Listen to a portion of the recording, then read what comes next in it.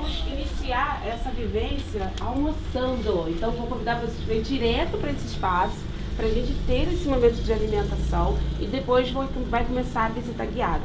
E aí eu queria apresentar para vocês a Silvana, aqui, tá? Que é da casa. Ela vai estar o tempo todo com a gente também, junto com o Léo, enfim, em vários momentos. E ela vai orientar a gente agora para a entrada e fazer, né, esse momento juntos inicialmente, tá bom? Boa tarde, né? Sejam bem-vindos inicialmente, né? Dizer que nós estamos muito felizes em recebê-los. Sintam-se em casa, acolhidos, podem ficar à vontade. A gente só vai fazer o processo de almoçar para a comida não esfriar, né? Nesse processo a gente alimenta e aí a gente vai reconstruindo essas andanças.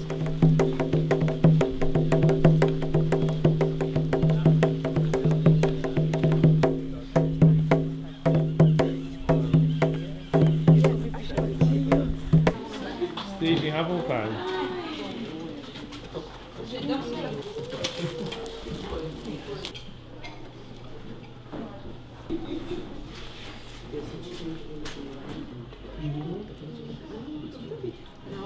Serinho, cara.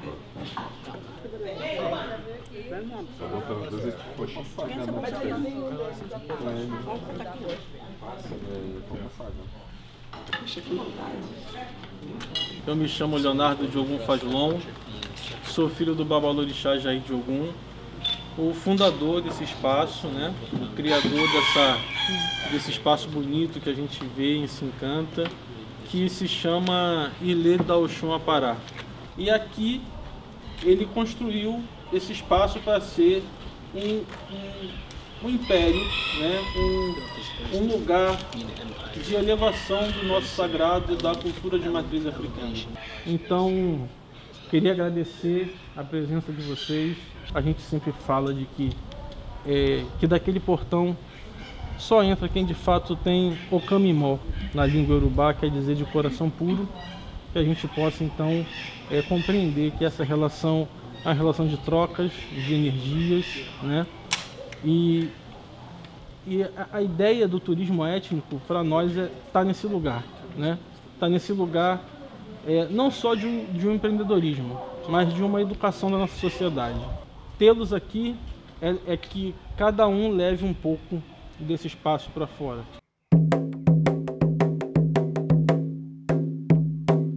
Há 44 anos ele vem construindo esse lugar. É um lugar tradicional, de matriz africana, um lugar que tem a sua tradicionalidade assentada sobre uma perspectiva do povo iorubá, da nação Alaquito e também do povo banto, pelo viés da Umbanda. Vamos começar aqui pelo barracão. Aqui a gente chama de Barracão da Oxum, né, ou Museu da Oxum.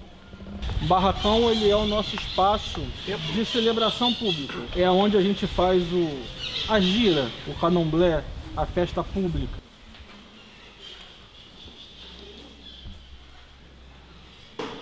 Ele tem uma configuração de arquitetura muito tradicional.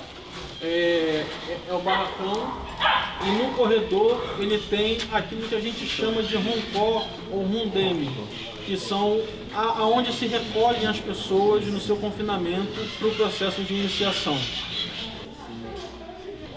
Então a gente fala que esse espaço aqui ele é o útero disso aqui tudo, porque é aqui que nasce, ou melhor, renasce as pessoas para as suas ancestralidades. Como é que funciona? Você falou que é para a pessoa se sentir acolhida como se fosse no útero, né? E a sensação, né, ou o que a gente imagina de acolhimento não é a minha primeira impressão. Quando eu olho assim, eu falaria assim, tipo, eu gostaria de uma cobertinha, ou de um sofá, ou de um lugar, entre aspas, mais confortável. Então, a pessoa fica em pé, deitada, como é que funciona esse? Deitado na esteira. Tá. Tem coberto, né? Tem tempo? Depende do procedimento. Entendi. Tá. entendeu? Depende do que você for fazer. Mas essa noção de conforto, ela é relativa também. Isso, é por isso que eu tô te perguntando. Dieta também. Sim, alimentação tradicional. A base de inhame, né? A base de atum. Existe um balanceamento que é feito a partir do que o orixá come, né? A filosofia africana diz assim, o rei come o que o povo come, né? Não existe comida diferenciada, né? Então a gente come aquilo que o orixá come, o orixá come aquilo que a gente come. Então, se nesse momento eu estou me iniciando para um orixá, eu estou trazendo essa energia para dentro de mim, a alimentação é energia. E é a alimentação que nos liga, que nos conecta com o sagrado.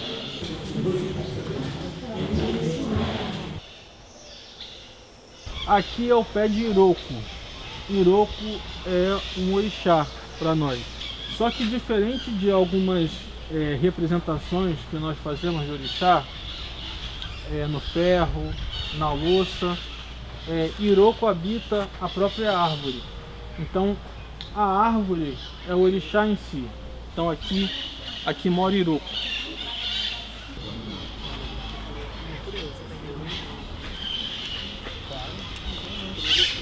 As pessoas que são ruins, que demonizam, as pessoas que têm questões que não têm coração bom, que falam que não fazer aquilo.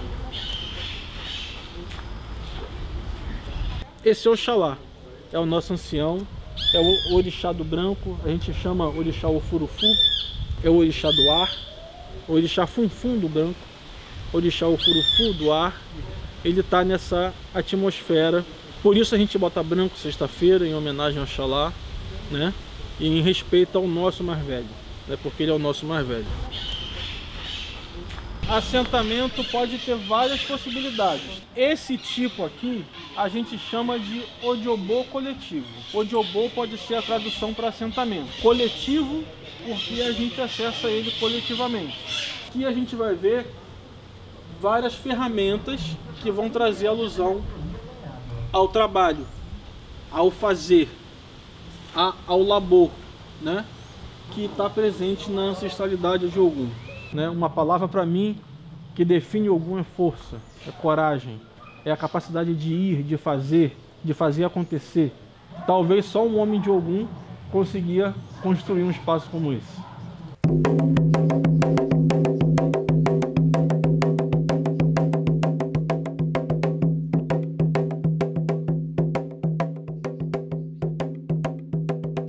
Então, ao longo desses anos, nosso pai foi construindo todos esses espaços, todos esses lugares de memória, todos esses lugares ancestrais. Ele foi reconstruindo uma perspectiva de um contínuo civilizatório africano para a humanidade reterritorializado nesse espaço. A exemplo aqui ao nosso fundo da Lagoa da Oxum, do pé de Iroko, né, e de outras formas de vida afroecológicas, etnobotânicas, como o bambuzal de Inhansã, os assentamentos ao ar livre. Ele construiu espaços autossustentáveis para que a nossa tradição pudesse se manter livre, né, assegurada do racismo religioso, assegurada de um sistema opressor, de uma hegemonia eurocêntrica, né, que leva, em muitos casos, ao nosso epistemicídio.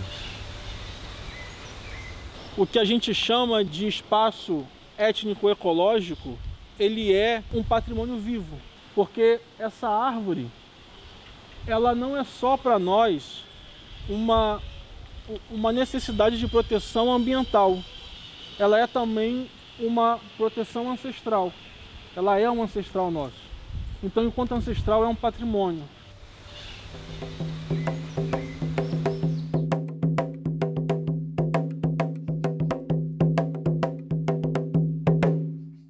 Exu é o mundo, é o próprio movimento do universo.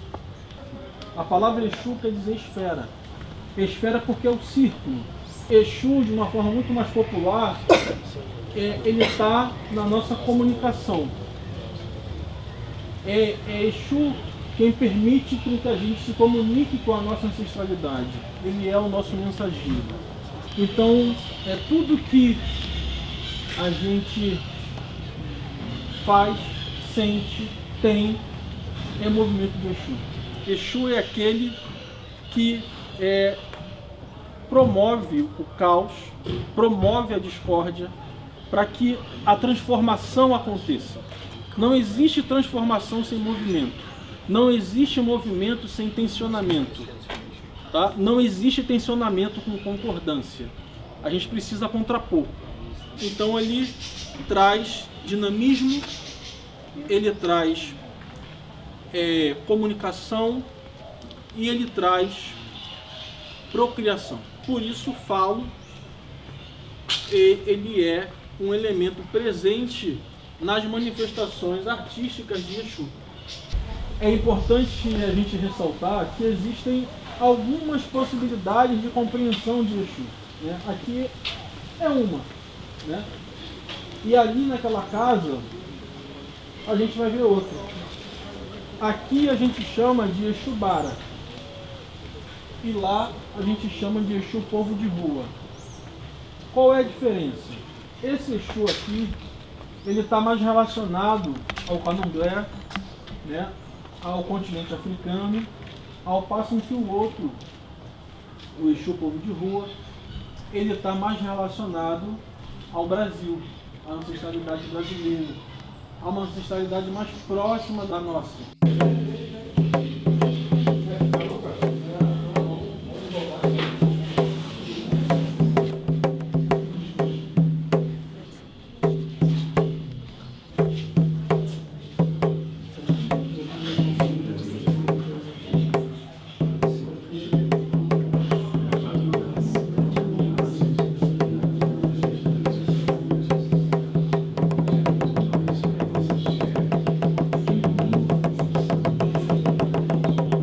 Esse espaço que nós estamos aqui, né, onde vocês estão aí divididos, é uma dimensão de uma aldeia de caboclo, de um aldeamento, né? Então essas plantas, essas árvores aqui, elas também representam a própria casa, a própria morada dos caboclos, né? E aqui o assentamento principal, né? Pensando a dimensão dos povos originários, né? Os povos indígenas.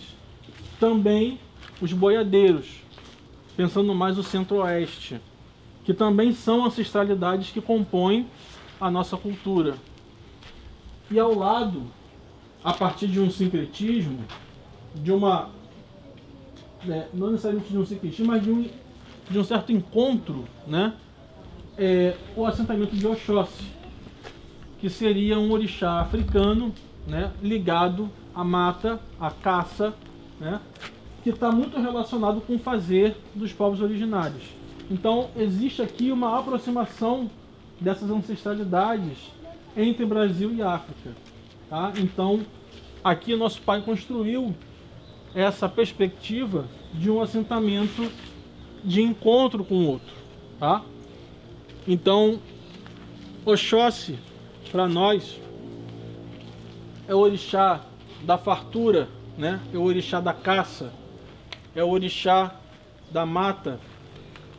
E a gente entende e pede, né, ao Oxóssi, ao Odé, que nunca falte o alimento em nossa mesa, que nunca falte a capacidade da gente caçar, que nunca falte o arco e flecha, que nunca falte para nós a garantia de sair todos os dias de casa e voltar com a nossa caça.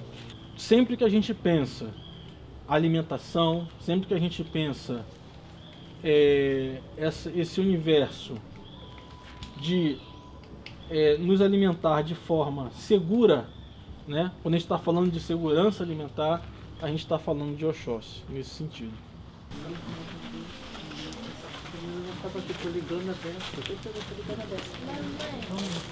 Se perdeu?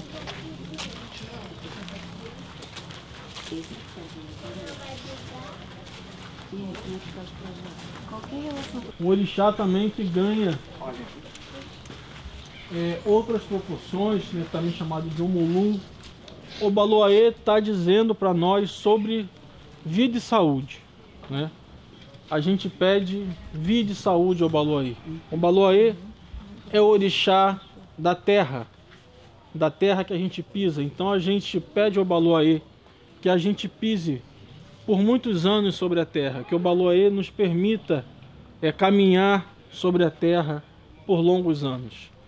Ali atrás nós temos a Lagoa da Oxum. A lagoa, ela foi cavada à mão no início da década de 80. Ela era bem menor. E ela foi cavada para ser a casa de Oxum, né? E ela foi feita também, voltando, resgatando aquela ideia de um espaço sustentável para ser o nosso local do Orupim. Ou seja, o local que a gente leva as nossas oferendas. Aquilo que a gente tira do quarto, né, tira do nosso preceito e a gente leva para os lugares na natureza, porque é assim que a nossa cultura é constituída. Tradicionalmente, né, o Orupim, essa entrega da oferenda, ela é feita no rio, tá? E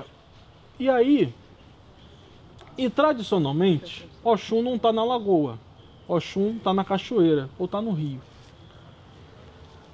E aí a gente ficava assim, né? Mas uma lagoa para Oxum, né? Uma lagoa para Orupim, será que isso faz sentido?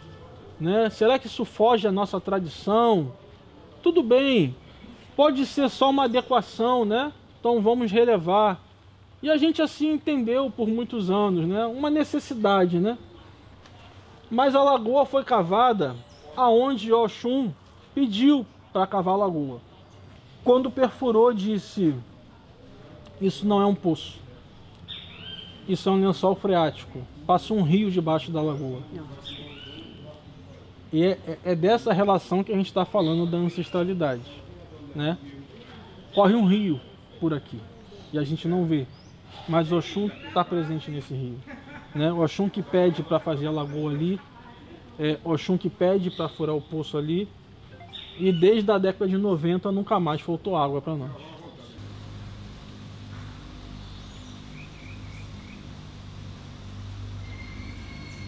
Oxum traz a sua própria fonte de água doce para nós.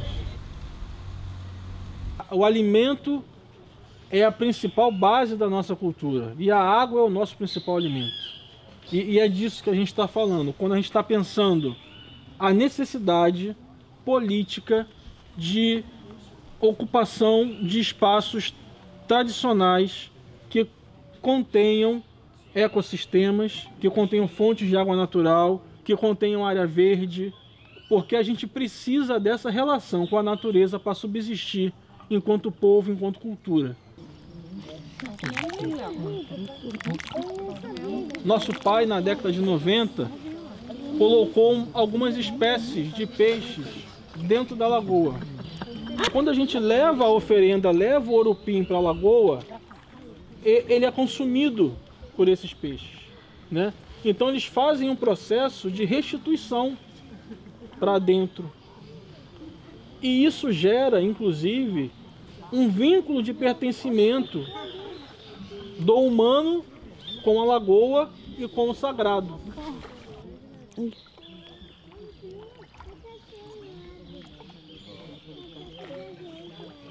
Ou seja, se eu disse que lá dentro, no roncó, é o útero, aqui é o estômago.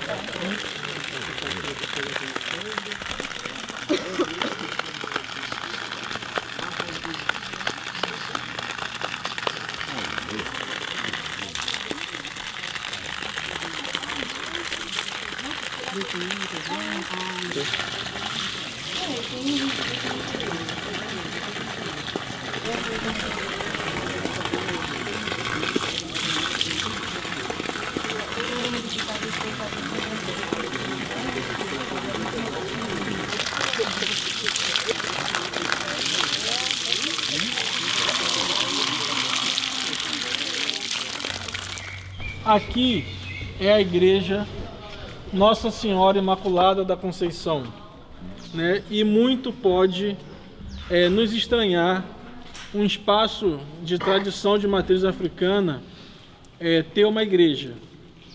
Consciente de que o processo com o sincretismo é um processo fruto de violência no processo de escravização.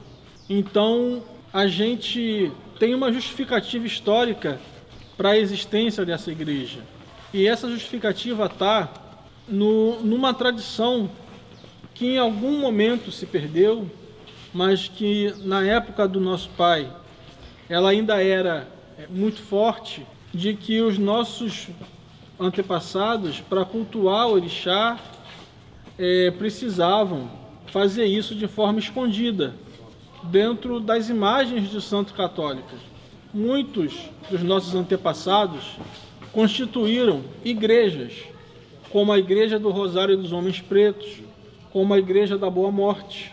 E essas igrejas, elas eram uma fachada para a ocorrência dos nossos cultos. Então, os nossos orixás estavam muito, talvez, no subsolo, escondido, no porão dessas igrejas, por dentro dos santos católicos, que foi a estratégia encontrada para fazer a manutenção e a continuidade da nossa tradição. Então, a partir disso, se constituiu uma prática na qual uma pessoa iniciada, que a gente chama de Iaô, ela precisava assistir uma missa no seu processo de inserção no mundo. Você sai daquele confinamento que a gente conversou lá atrás, né, no roncó, no ventre, você nasce, você renasce. E aí você renasce no mundo, uma outra energia, ou com uma energia agregada à sua energia. E dentro desse processo, algumas coisas são feitas, e uma dessas coisas era assistir uma missa. Todo Iaô, quando iniciado, precisava assistir uma missa. E muitas das vezes, quando meu pai ia levar o seu Iaô para assistir uma missa, ele era vítima de racismo religioso. E incomodado com isso, ele pensou a construção de uma igreja para que ele pudesse fazer a missa para o seu Iaô, mas não só isso, mas também para que outras casas não precisassem ir à igreja sofrer racismo e vir aqui, né? E fazer e manter a tradição. Então ele era uma pessoa muito preocupada com a manutenção da tradição, mas também era inquieto com os processos de violência que sofria. E como a gente estava falando de Ogum, nessa dimensão do fazer e do acontecer, ele vai e constrói a própria igreja dentro do seu próprio território, para que isso não venha a lhe trazer nenhuma violência nem prejuízo da sua tradição.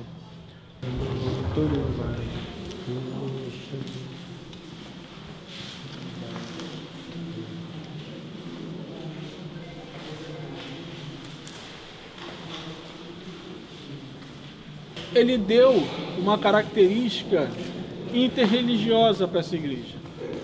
Então não é uma igreja que possui somente santos católicos.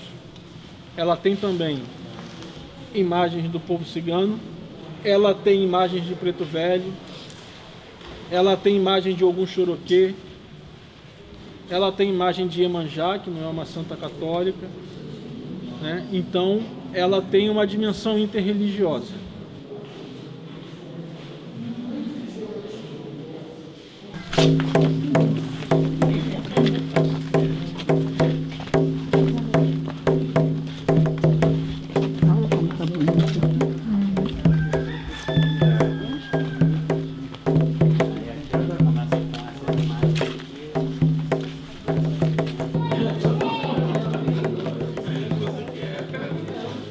Ele pegava essa imagem, restaurava e colocava à disposição para uma outra pessoa que quisesse abrir uma casa.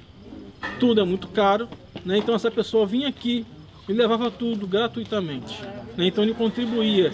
E isso é um processo de sustentabilidade, isso é a circularidade que a gente está falando. Então, há mais de 15 anos atrás, ele já pensava dessa forma. É quando a gente vai falar de inteligência ancestral, a gente está falando disso, porque não fez faculdade para fazer, para entender, para ter essa dimensão do que é essa relação do sagrado, do meio ambiente, de uma energia que habita a imagem. São Exus que não existem mais, você não vê cultuar, não ouve mais falar.